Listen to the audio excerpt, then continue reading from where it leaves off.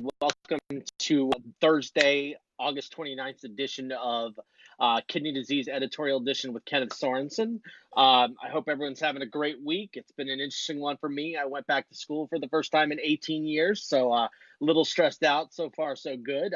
But I'm happy that, because of my transplant, I have this opportunity. So I'm excited. What I'd like to do now is introduce my next guest. I'm not really sure how I came across her. It was definitely in one of those kidney Facebook pages. I just don't know which one.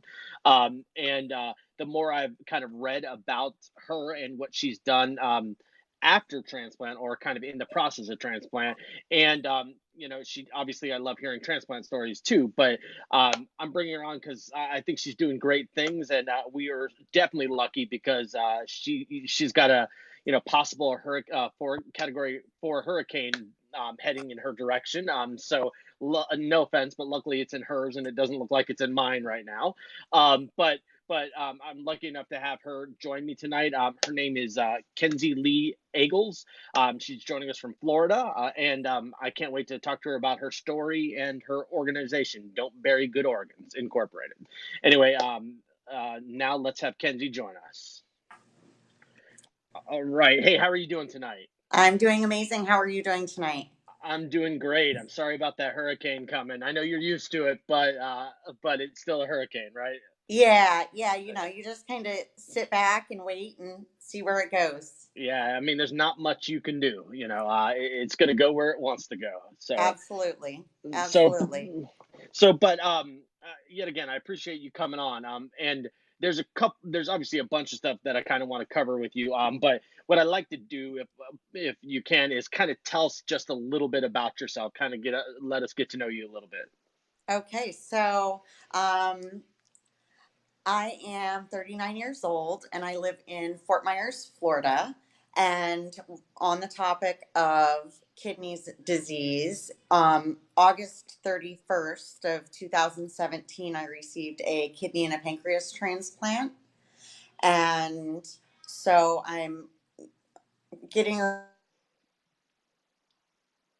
getting ready to celebrate my second anniversary with my kidney and pancreas transplant, and I've been doing absolutely amazing.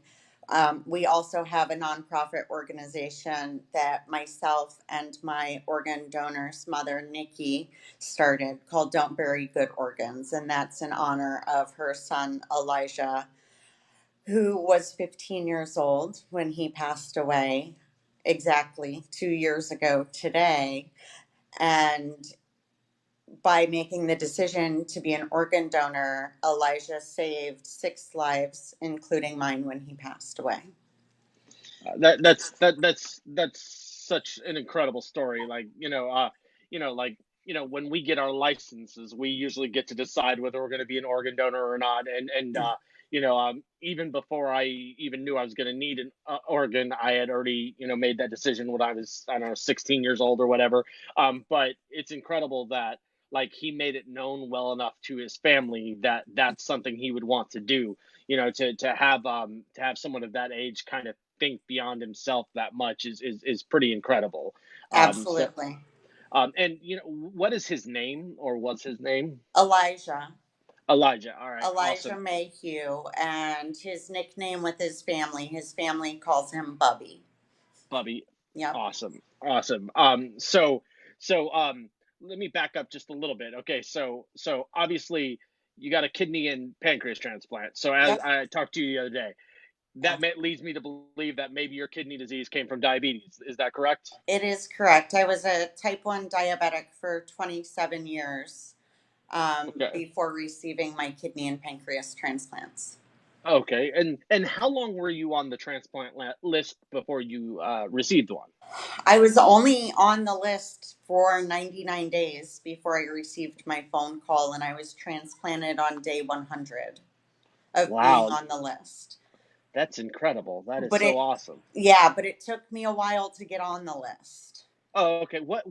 Why did it take you long to? I mean, with what you want to share. I don't know Yeah, no, what the I'll reason. share. I'm an open book, and if anyone ever Uh, has any kidney, pancreas transplant questions, or getting on the list questions, or surviving survival questions about how to keep moving forward after transplant, before transplant, I'm always happy to answer. Just shoot me a Facebook message, or, reach out to me on social media is the best way to go get a hold of me. But Awesome. so, one of the reasons why it was a little bit harder for me to get onto the transplant list is because I was not on dialysis.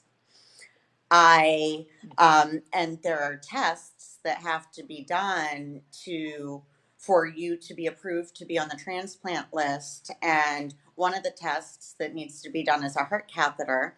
And with the heart catheter, they fill you full of contrast dye as they view the interior of your heart.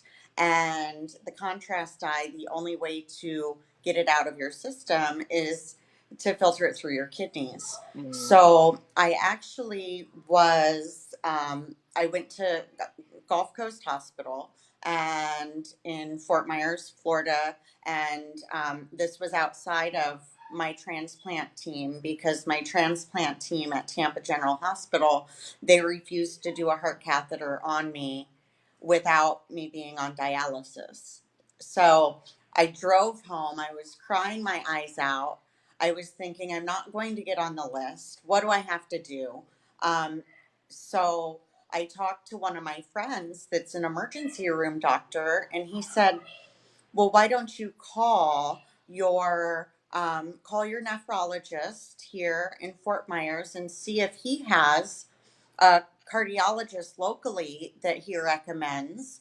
He goes, because he had seen before where they would just in your central line Yep. after you leave the heart catheter room, they threw me right on to dialysis to immediately flush the contrast dye out of my system. So, but that took by the time there was a bed available, by the time I was able to, get checked into the hospital, by the time they put in my central line, before, that was a whole nother week process just to get the heart Hmm. catheter done and then make sure before they pulled out my central lines and my catheters that my kidneys didn't completely fail during the process. So, and then back and forth to Tampa for sleep studies, Yeah, yeah. All the stress other tests, things. Yeah, all yeah, everything yeah, else. yeah. So it took me, but really getting over the heart catheter was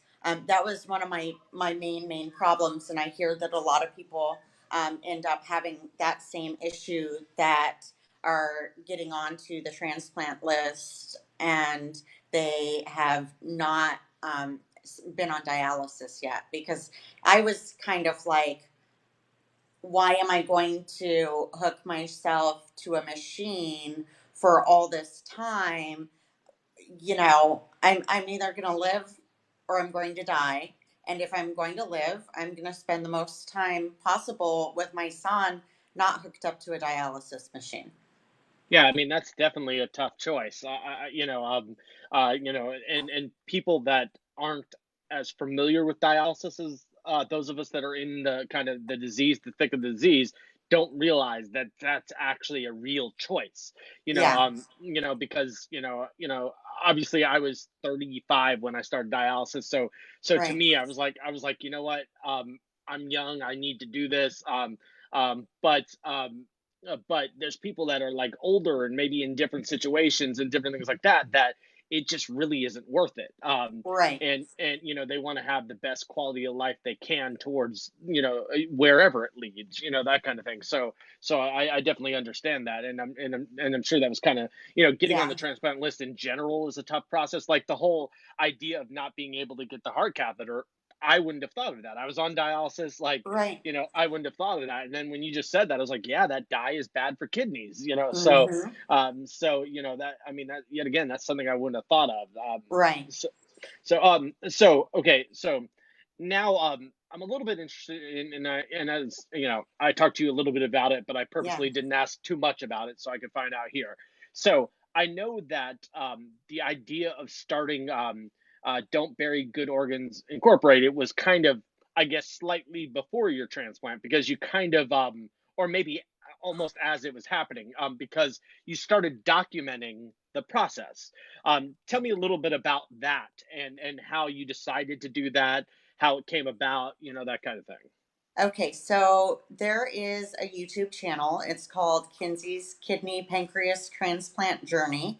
And there's also a Facebook page called the exact same thing. And so I really started this heart catheter threw me for a loop. And I said, I'm going to document everything that happens along this journey, the good, the bad, the ugly. So we got through the heart catheter. That video is there. We got to, me even being rolled over for dialysis after the heart catheter, and then me hand delivering to my transplant team at Tampa General Hospital to the cardiologist the paperwork that said, ha ha ha, I look, got it are you done. going to clear me now or you're going to put me on the list? So that's kind of how it started. And then I picked up my son for school. This would would be a year ago tomorrow. I picked up my son from school, and we were getting ready to go to his curriculum night at school. And we got home, and my son was just not acting like himself. He was crying. He said something was in his eye. We walked up my stairs, and I said, well, let's put some eye drops in your eyes, and then we'll go over to your school for the curriculum night. And we got the eye drops out of the cabinet, and then we were sitting. He was sitting on my bathroom toilet, and I was getting ready, and my phone starts ringing, and it says transplant team. And my son Lincoln goes, Mommy, Mommy, pick up your phone. It's your organs. And I was staring at my phone, and he's like, answer your phone. So I answered the phone. And then as soon as I got off the phone, I made some phone calls, arranged to get to Tampa General Hospital. Um, got one of my girlfriends, got my son's dad to come over, got my dog, all within taken care of, all within about 30 minutes. Um, and then sat down at the bottom of the stairs. And my son was sitting there with me. He goes, Mom, we've got to do the Facebook Live. We have to, he's like, you said you were going to document it all. And that's a video that I'll be sharing tomorrow, because that'll be what I wake up to tomorrow morning. So, but it's also one of the first videos on my YouTube page of us sitting at the bottom of the stairs. And so I did Facebook Live videos from the time I was even, that I got that call, to one of my friends flew me and my girlfriend to Tampa, um, to walking, like when I get the news that we're a match and that I have the most beautiful and perfect kidney and pancreas that's viable for transplant, um, to being wheeled into the operating room, to the moment they pulled out my trach. So, and then I did live updates every single day after. Yeah. I really, when I started Googling kidney and pancreas transplant, when I was told that I had um, stage 5 kidney failure, and they told me I could either start dialysis or work to get on the transplant list, um, there was no stories. There Hmm. were you I there was I couldn't find. I now know several people locally here in Lee County that have had kidney and pancreas transplants, not very many. Several with kidney and liver transplants from volunteering through the Lifelink of Florida organization. And, but there was really no information out there. Yeah. I It mean, wasn't scary. until I was told I needed a transplant, I had never met anyone that ever had a transplant in any way, shape, or form.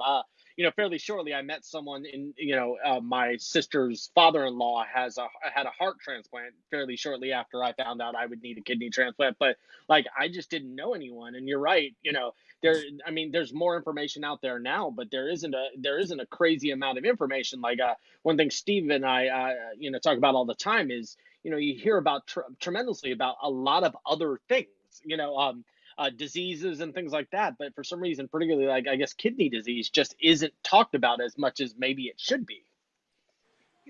I agree. Yeah. I think that there's a kind of a lack of education, and I think that the education should begin in high school before you get your driver's license, because you see a lot of children that aren't making the decision for themselves. By children, if they're teenagers, they're in Hmm. high school, they're getting their learner's permit and their driver's license, which is very similar to my organ donor who was 15 and was Hmm. given the decision Oh, okay. um, to be an organ donor or not be an organ donor. And they were having a family conversation about it, and his sister is now an organ donor, but she wasn't prior to him passing away. And then she saw how many lives he changed, and that changed her mind. But I really do believe that it really needs to start um, by educating the youth, because there are so many myths out there that the older generation is not willing to change their mind. And so they'll pass those thoughts without being properly educated down to their children. And their children won't have a chance to say yes or no without the proper education. So, California has one of the highest rates of organ donors in the entire country. And um, that's a state where organ donation is more talked about Yeah. and there's more Well, education. Well, and I'm also excited by kind of some other countries that are making the decision that instead of, if you don't opt in our country, then you're not a donor. In Yeah. some other European countries, now they've made it where automatically you're a donor unless you opt out, which I think is a great step towards kind of our goal. Yeah. I think that the opt out policy is absolutely amazing, um, because I meet people every single day that have no idea if they're even Yeah, a donor or not. you're exactly right. Yep. And I can tell you, since I found out that I had kidney failure, that I have friends every single birthday or every time they renew their license, they'll post it on social media, they'll tag me, and they'll be like, because of you, because you educated me, and because of your story, I'm now an organ donor. Yeah, I think it's absolutely incredible. Like, kind of, and I think this is probably kind of part of your personality in the little I've had contact with. But like, you were given this second chance at life, and you were given this gift from your donor, and without question, you're not taking it for granted. And I'm so impressed by what you've done in his legacy. Like, obviously it's a great thing for you and people that suffer the same issues that you have. But ultimately, Don't Bury Good Organs Incorporated has everything to do with honoring your donor. He can't speak for himself now, and so by this organization and thing that you and his mother do, you are speaking for him and other people that, through donation, obviously, my donor was a living donor, but you're representing her too, because it was obviously important enough to her to do it as a live person. So I just think it's so awesome that you're honoring, because you and I talked. There's so many Hmm. different ways you can honor someone that's done something like that for you, but the ultimate legacy is to do something that passes it along. Yeah. Um, And so I myself and my organ donor's mother, we didn't meet like the typical um, donor family and recipient. There were a lot of things that kind of brought us together very quickly after Elijah passed away and I had my transplants. And so they knew who I was and I knew who they were, and we were in contact within 48 hours of me having my transplants, which typically a donor and a recipient family, if they meet, they might not meet for a year, 6 months, 2 years, 10 years. So I'm very blessed that we were there to be able to get to know each other and support each other, and really get to know each other. And one of the things that um, Nikki and Elijah's sisters had said to me was that they never wanted him to be forgotten, that he was always wanting to be the center of attention. He would do absolutely anything for anybody. Um, give the shoes he was wearing, the shirt off his back. And they wanted him to be remembered and never to be forgotten. And so I thought one of the best ways for his legacy to live on forever would be to create a nonprofit organization in his honor that assists others with um, e- even just raising awareness for organ donation, with funds associated with the cost of donation, and even the costs of donor families, um, costs, because even when someone passes away, there are still unexpected memorial costs and travel arrangements that need to be taken care of. So not only do we help support and fund the transplant recipients, but we also have an organ donor family application on our website as well. And, even if you're on dialysis awaiting a transplant, or you just need a fundraiser for, we can do that and run it through our 501c3 status to cut costs and be able to slide that right back to you instead of, say, paying a GoFundMe or even Facebook, which they take a large percentage Yeah. of the donations. Yeah, no, that's awesome. So now that we're kind of really talking about the organization, what are some things you have done, some things that you are going to do, and maybe even stuff or like eminently you're going to do, and maybe there's some things that in the future you'd like to see your organization do.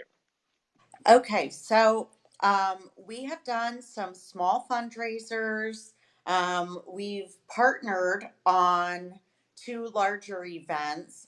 And right now, we're really excited because I live in Fort Myers, and Elijah's family lives outside of Tampa in Pinellas Park. So we've done several events here in Fort Myers just from the opportunity of people that I know wanting the nonprofit to partner on their events. And so Mhm. now we've decided everything that we want in an event, and we've decided to do it ourselves.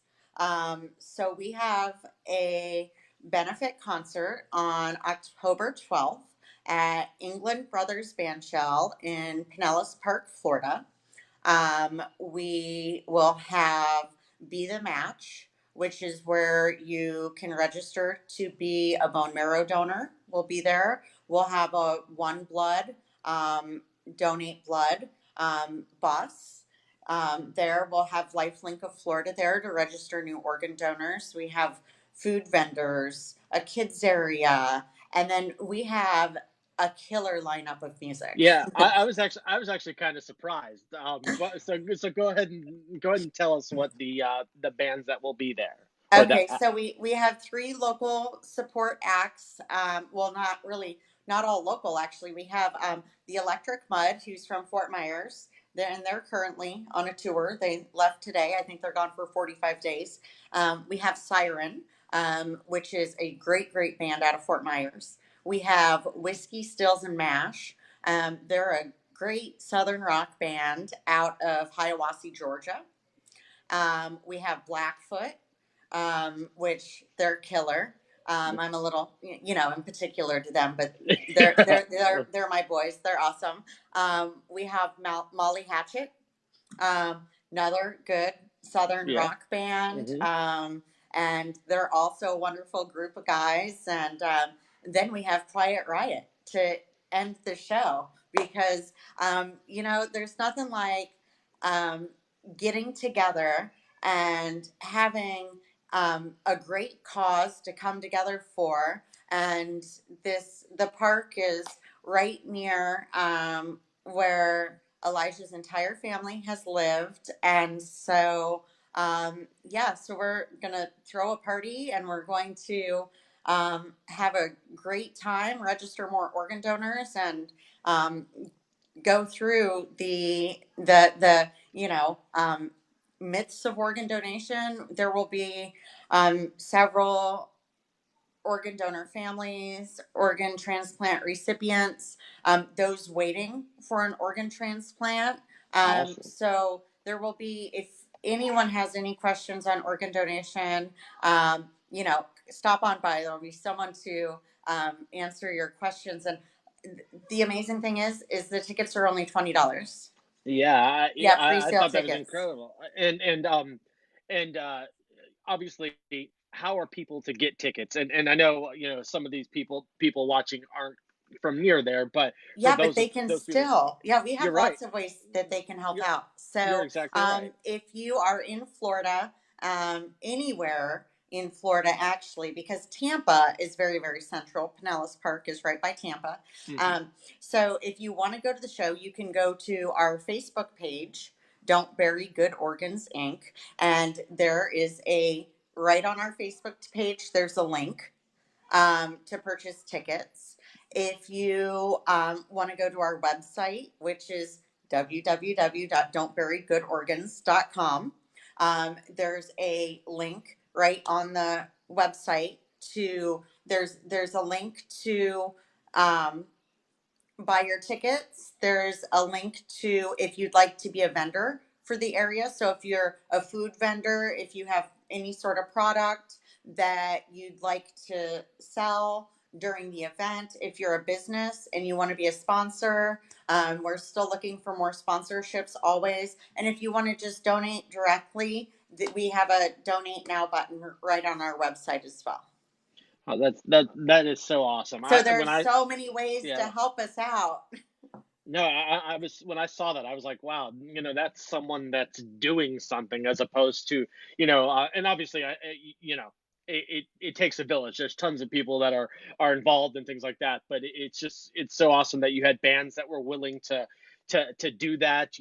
I mean, yes, it's a good cause, but there's a lot of bands that wouldn't have, so it's amazing that you found these great group of musicians that are willing to share their talents for the good cause.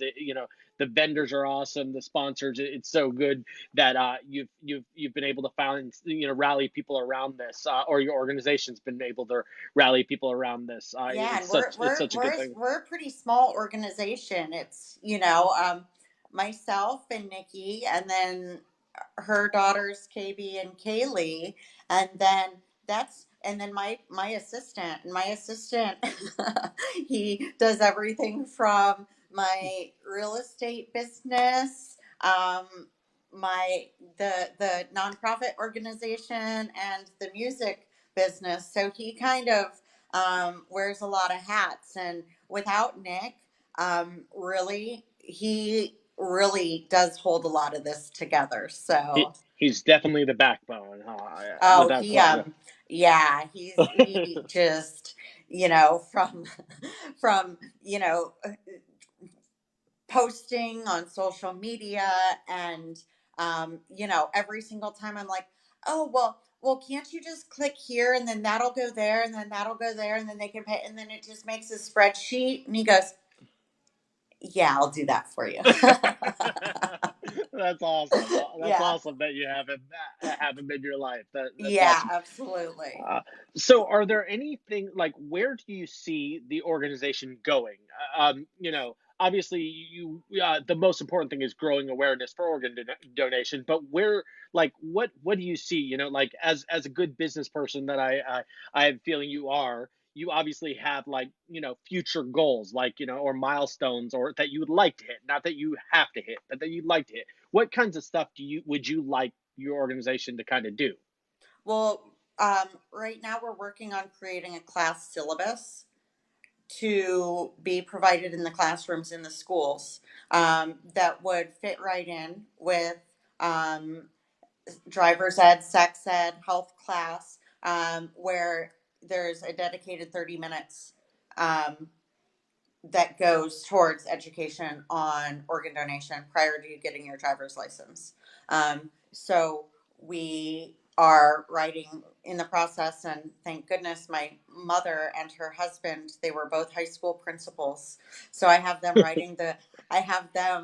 donating their time to write the course syllabus, so that we can present that to legislation to try to create a bill, and obviously begin in Florida and then work across the country. There are right currently 12 states that do have the education approved in their states. Oh, wow. So working to get the remainder of the country on board is very important to us. If I could get to Trump and work on an opt out instead of an opt in policy, that would be a main goal for us as well. But also, along with all of that, there's so much from um, extending Medicare for a transplant recipient after 36 months.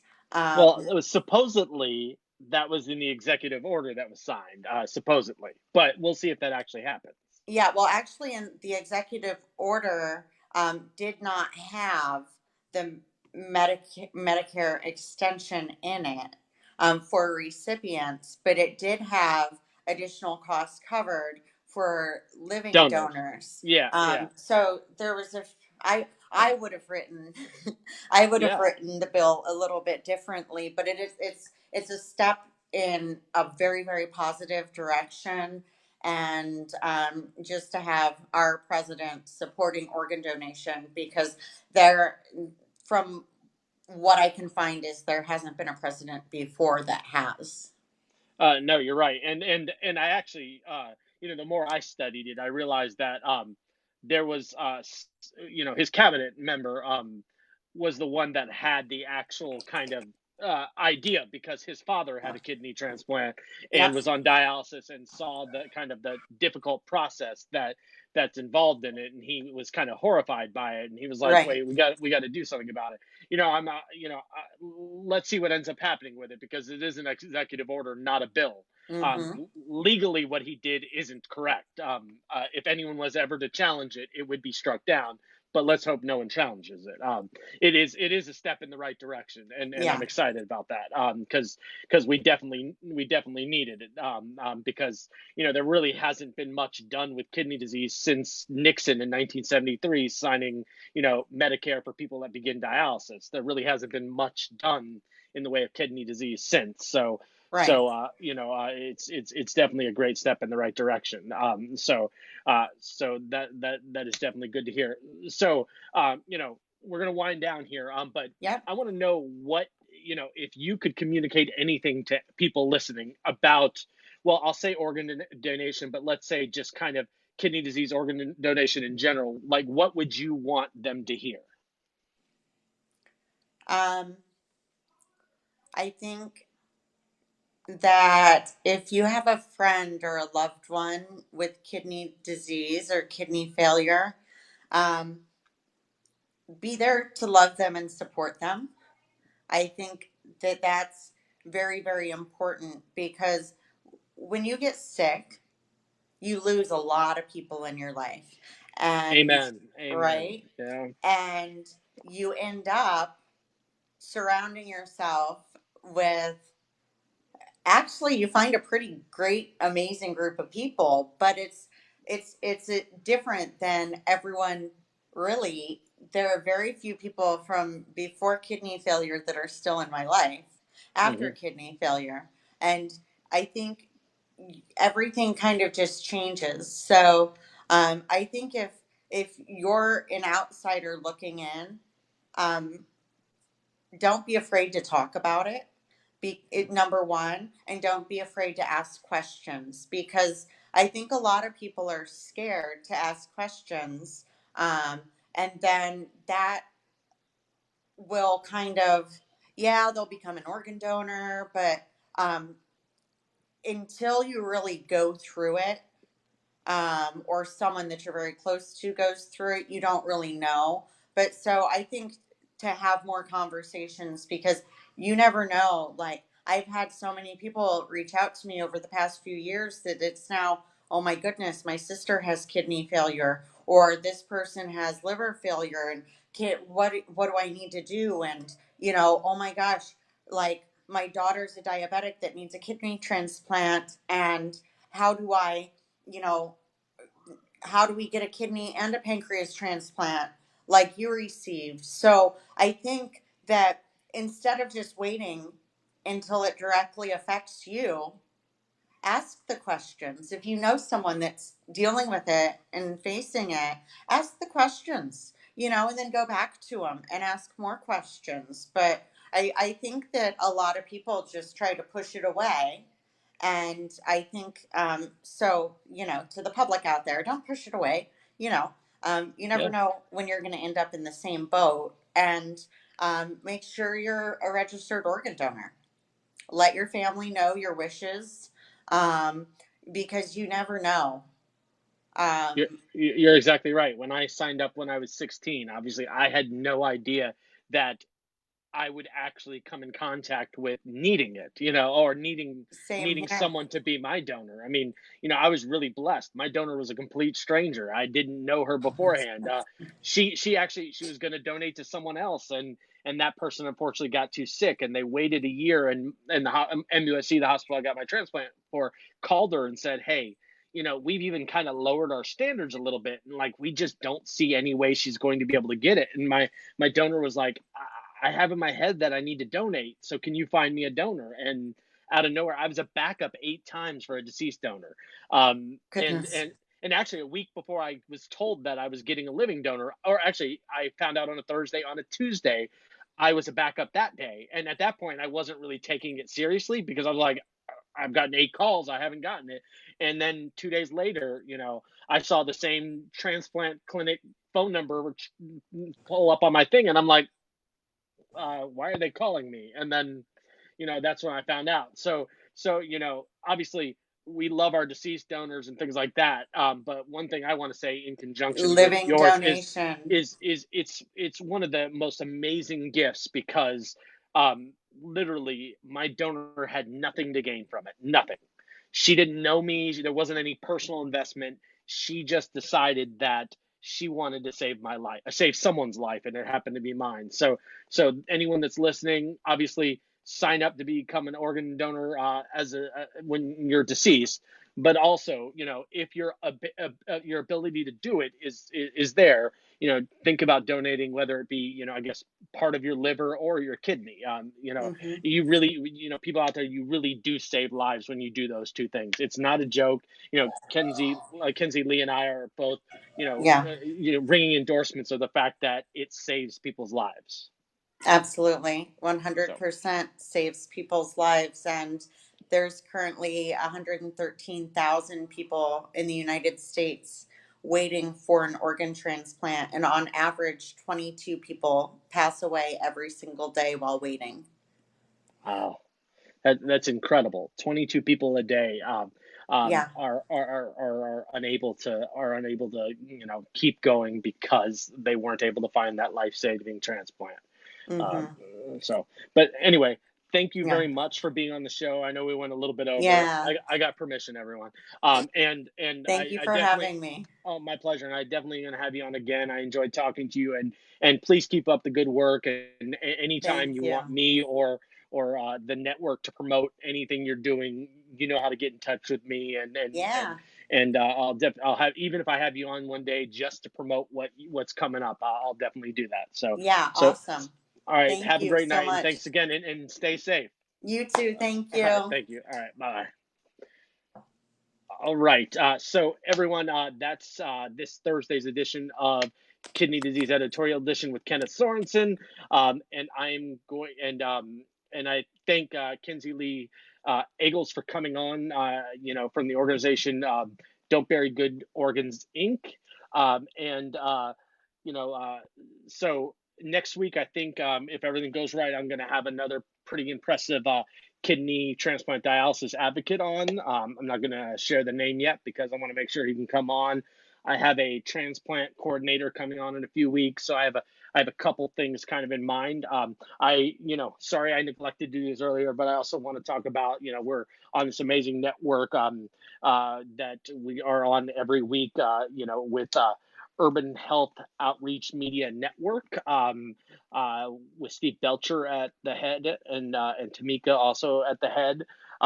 Also, you can find me on Facebook with kidney disease and donor awareness. I try to promote, obviously, shows from this network, people looking for organs, information about organ donation, and such.